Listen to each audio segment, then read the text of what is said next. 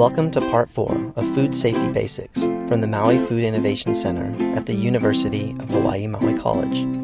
The next step in food safety is proper cooking.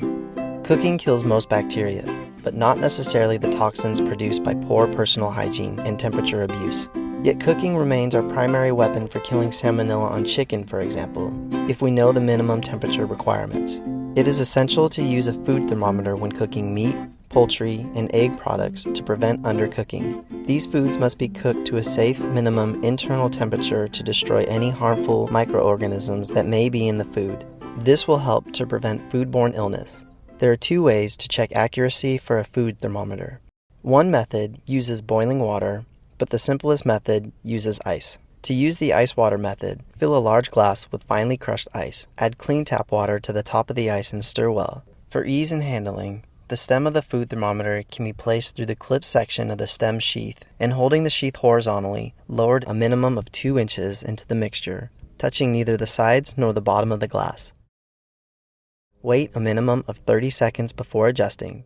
If the thermometer does not read 32 degrees Fahrenheit, then it is not calibrated correctly. Without removing the stem from the ice, hold the adjusting nut under the head of the thermometer with a suitable tool and turn the head so the pointer reads 32 degrees Fahrenheit. Our recent battles with E. coli bacteria and undercooked burgers have resulted in increasing the internal temperature of hamburgers from 155 degrees Fahrenheit to 160 degrees Fahrenheit. Remember that burger meat is a mixed beef product, one that is not as safe as a one-cut steak, for example. Use a thermometer to confirm that the internal temperature has reached 160 degrees Fahrenheit. With bacteria doubling about every 20 minutes, a simple 10 bacteria grow to over 640 after 2 hours, and a whopping 40,000 after 4 hours. During this time, bacteria has been given warmth, moisture, and enough protein to start multiplying rapidly.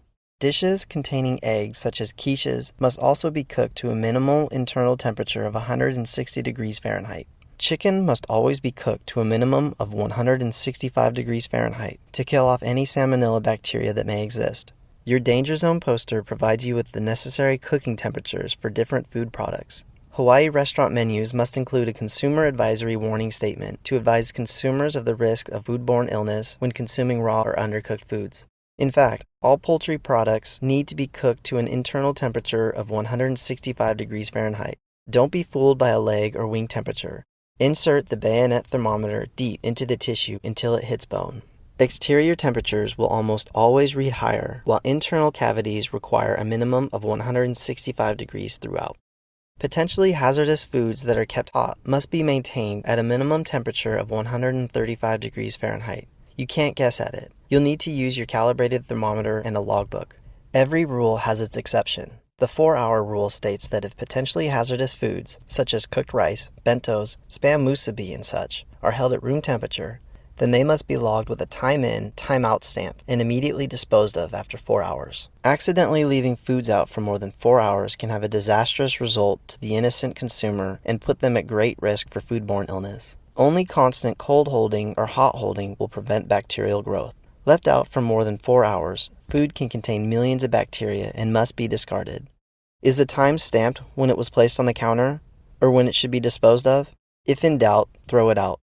This top pan of refried beans is incubating the heat in the pan below it, preventing rapid cooling and encouraging danger zone growth, a perfect bacterial breeding ground.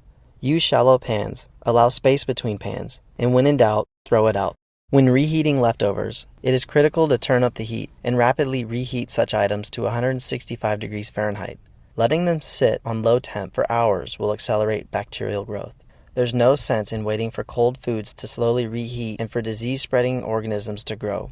It's best to place the items on a stovetop, rapidly reheat to 165 degrees Fahrenheit, then hot hold at 135 degrees. You've seen this before, and you should see it every day at work. To repeat, the danger zone is the range from 41 degrees Fahrenheit to 135 degrees Fahrenheit. Within this range, germs grow rapidly. Thank you for watching Part 4 of Food Safety Basics from the Maui Food Innovation Center at UH Maui College. Continue to the next video to learn more about the essential strategies to keep food safe.